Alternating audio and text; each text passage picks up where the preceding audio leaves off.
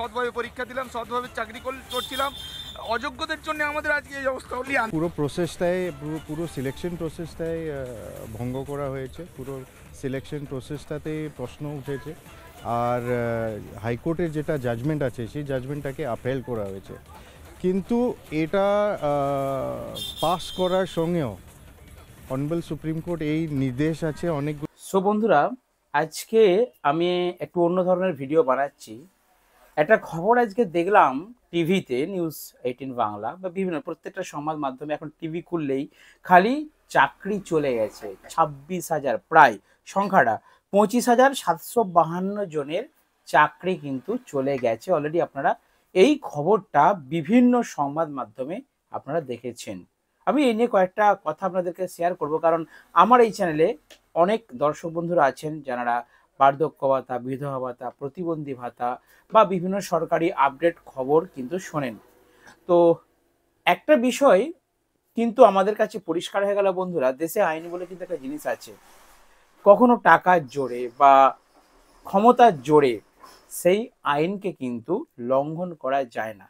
যদিও যদিও কিছু কিছু জায়গায় কিন্তু আইনের দুর্বলতা দেখা গিয়েছে, বাট আজকে যে রায়টা বেরালো সেখানে আপনারা আমাকে আজকে একটা কমেন্ট করে বলুন তো, এখানে কার জয় হলো?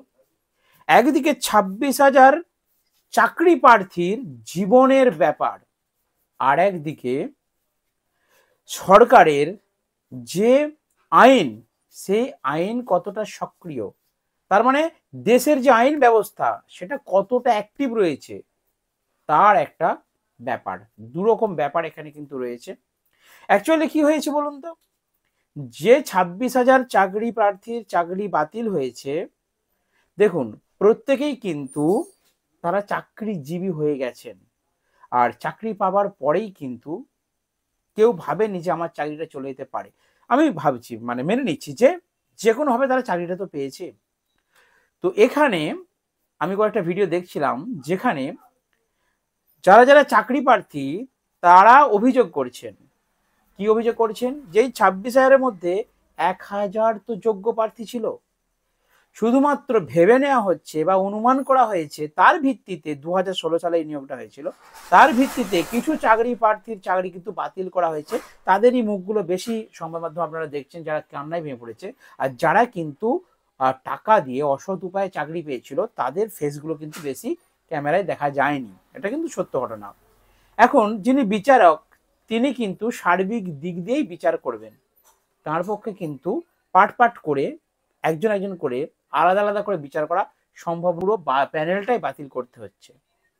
আপনারা ভাবুন 26,000-এর মধ্যে কোথায় 500 জন ডিস্টার্ব আছে, কি 100 জন মানে ভালো ক্যান্ডিডেট আছে, সেটা তিনি বাঁচবেন কিভাবে? সেরকম কোনো ডকুমেন্টস কোর্ট পায়নি। তো যাই হোক, কোর্ট তার কাজ করেছে।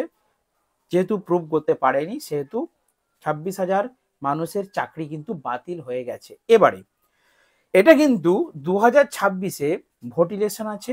এই ধাক্কাটা কিন্তু সরকারের কাছে বিরাট বড় একটা ধাক্কা। আমি কেন ভিডিওটা বানাচ্ছি একটু পরে বলে দিচ্ছি। সরকারের কাছে কিন্তু বিরাট বড় একটা ধাক্কা এসে গেল 2026-এ। খুদ মুখ্যমন্ত্রী মমতা বন্দ্যোপাধ্যায়ের নিজস্ব নির্বাচন, তার আগে সরকারের এইরকম একটা ঘটনা কিন্তু ব্যাপক প্রভাব ফেলবে ভোট বাক্সে।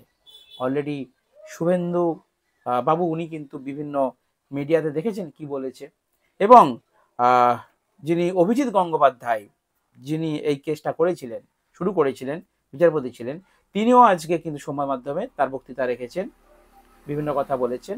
এখন এখানে কার ক্ষতি হবে? আমি আপনাদের কাছে এই প্রশ্নটা রাখছি, আপনারা যে কমেন্ট করে আমাকে বলুন তো, এই যে 26,000 চাকরি চলে গেল, এতে কার ক্ষতি হলো? সরকারের ক্ষতি হলো, না ওই 26,000 চাকরি প্রার্থীর পরিবারের ক্ষতি হলো? ভিডিওটা বানাচ্ছি। সরকারের, আজকে যেই সরকার আছে, দুদিন পরে সরকার চেঞ্জ হয়ে যাবে, নতুন সরকার চলে আসবে, কিন্তু যেই 26,000 পরিবার চাকরি হারা হয়ে গেল তাদের কি হবে?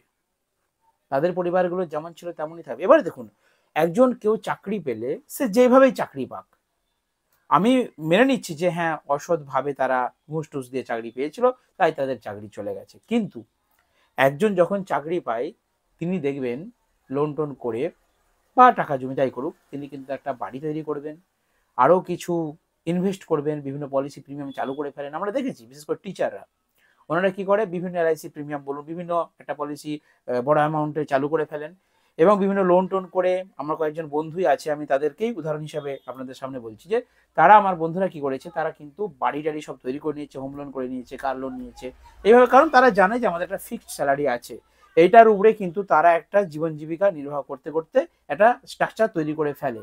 এবং বেশিরভাগ টিচাররাই দেখবেন তাদের নিজস্ব জায়গা ছেড়ে একটা ভালো জায়গায় গিয়ে বা একটু শহরে লাগোয়া জায়গায় যে, যাতে ছেলে মেয়েদেরকে ভালো স্কুলে পড়াতে পারে, এই জন্য একটা চিন্তা ভাবনা নিয়ে কিন্তু বাড়িটারি করে, জায়গা টায়গা কিনে এরকম কিন্তু করে ফেলে। এই নয় যে প্রত্যেকজন টিচারই করে ফেলছে, কিছু কিছু টিচার হয়তো করছেন না, কিন্তু বেশিরভাগ 90% টিচাররা কিন্তু করছে। এইবার হঠাৎ করে চাকরি চলে যায়, তাদের ওই প্রিমিয়ামের কি হবে, তাদের ওই যে কিস্তিগুলো রয়েছে কি ব্যবস্থা নেই। আপনারা কমেন্ট করে বলবেন যে কি করা উচিত চাকরি প্রার্থীদের জন্য। আমি মেনে নিচ্ছি যে ওনারা অসৎ উপায়ে টাকা দিয়ে ঘুষ দিয়েই চাকরি পেয়েছেন, কিন্তু এখন যে পরিস্থিতিটা, ওনাদের তো একটা ফ্যামিলি আছে, তাদের কি হবে? তো তাদের জন্যই 26,000 চাকরি প্রার্থীর জন্য সরকার কি স্টেপ নেয় সেটাও কিন্তু দেখার বিষয় আছে। দেখা যাক মাননীয় মুখ্যমন্ত্রী কি বলেন এই সম্বন্ধে। আবার এবার আমি মেন পয়েন্টে আপনাদের জন্য আসছি যে সরকারের এই যে একটা বড় ধাক্কা, এইটা একটা ব্যাড এফেক্ট ফেলে দিল ভোটের সামনাসামনি একটা পজিশনে, খুব ব্যাড এফেক্ট ফেলে দিল। কেন বলছি? কারণ 2026-এ ভোট আছে, ভোটের আগে কিন্তু ব্যাপক একটা প্রভাব ফেলে দিল।